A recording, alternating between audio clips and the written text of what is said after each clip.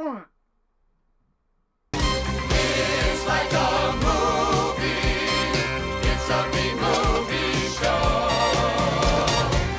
All these openings can't be winners, okay? And I think he just fell to the floor. Anyway, in the last video on Livestream Mayrathon, we looked at Livescream, a free-to-watch video here on YouTube. Ironic. Now we're looking at its sequel. At least I hope it gets its sequel, or else I'm wrong. Which I probably am. But anyway, we're looking at its sequel, which is an inside look at the nightmarish world of, I want to say, gaming brands like Rooster Teeth or FaZe Clan or stuff like that. As we look at Livescreamers, which is about a bunch of people playing a multiplayer version of the game that kills. It involves a fan, a bunch of people, and a lot of YouTube influencers. None of that are real, by the way, but this movie is, well, in the last review, I basically said I connected a lot with the person playing the game. In this review, I connected with one person who was trying to keep his fucking soul, apparently. And everyone else was kind of a dick. We had the couple with the cheating husband, the LGBTQ person who wouldn't let anyone in, the two straight guys who tried to monetize homosexuality fandom, the boss who was hiding all the bullshit, the fan who turned out to be a stalker, a nightmarish stalker, by the way. Oh, God. And someone who was just called Zelda. There was one more. Who the hell was the last one? Am I just forgetting someone? 1, 2, 3, 5, 6. No, I got them all. So anyway, they're playing they're recording for a let's play later, and they all essentially play the game. They're told it was a closed beta, and it turns out the boss is lying, and he wanted to generate interest in their show because they're in debt. He admits this later, and so what happens is they're all now locked in. One of them is dead after all this, and they are all forced to play the game. And if one of them dies in the game, they die for real.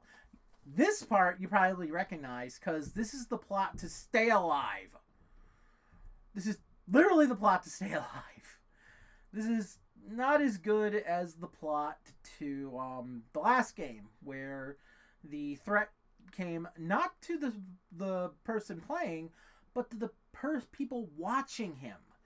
Honestly, there's not as much of a threat here in this game, in this movie, because the threat is to the people in the building, not to the people outside it.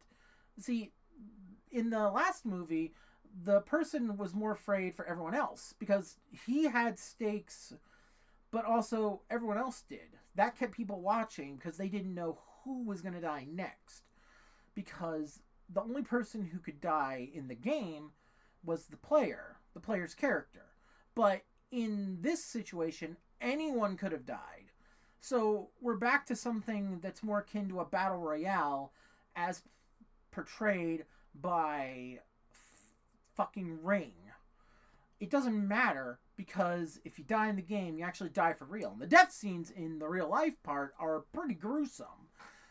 Someone explodes, someone gets decapitated, someone drowns, which is really brutal, honestly.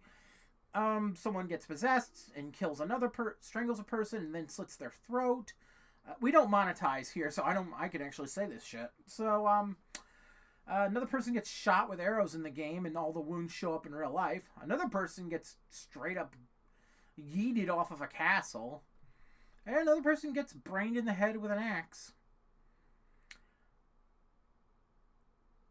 Yeah, that's all the deaths, I think. I think I might have missed one. No, I got them all.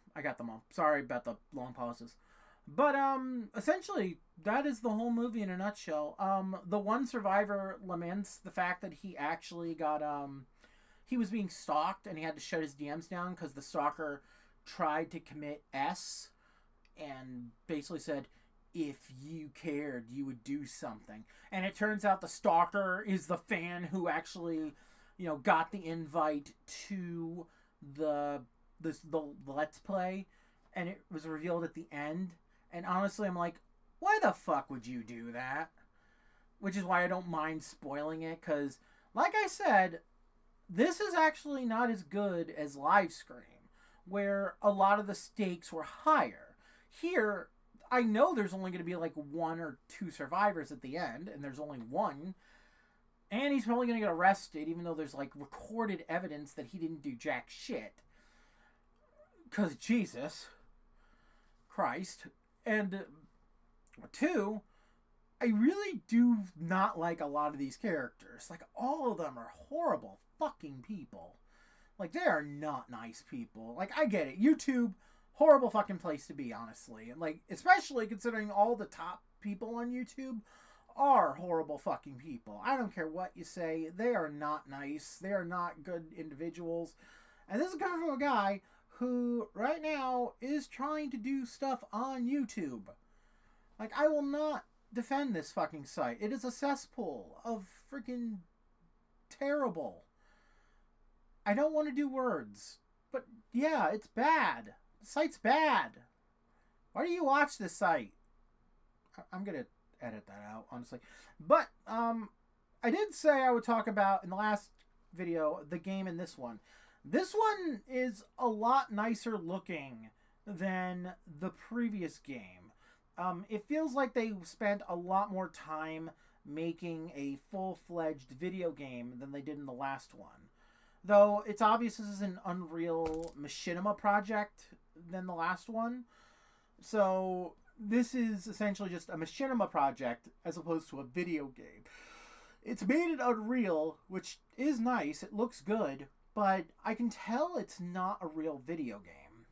So, the problems do come there. As I really wish it was a video game project. They could have released this as like a, I don't know, a $5 like trial game or something. Like, play the game that killed a YouTube channel. Or something like that. But that's not what happens here. You see, the reason I'm a little more upset about this is there's so many marketing opportunities to happen with this game.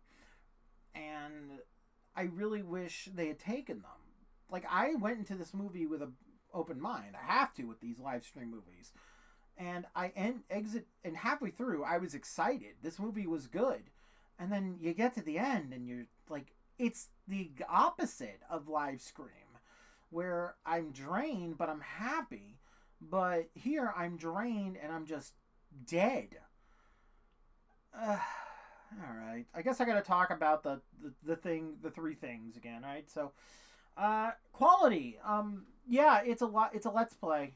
But, it's more of a more modern one, where there's cameras, and there's, like, borders, and all this other stuff. I think it would have been more preferable if, like, one of them was, like, a VTuber, or a PNG tuber, or something like that. Like, it fits the Let's Player thing a little bit more these days. Like, it makes a little mystique or something like that. Like, I do the PNG thing on Twitch, so it would fit a little better. So, I don't like that. I like one little mystery, people. Little mystery. Would I watch as a fan? Maybe 1 or 2 of them, but all 8, if I had to watch all 8 at the same time, I would not. And in terms of the content, if I was a moderator, I'd pull it. It's supposed to be a recorded video, so I would actually have to pull it, because, there's an actual fucking beheading in it. Of course I have to pull it. This movie was a pain to get through. Well, this review was actually a pain to get through because I'm trying to do it while figuring out how I can say stuff. But hey, we got through review week 2, haven't we? There's only 3 weeks left. Yay!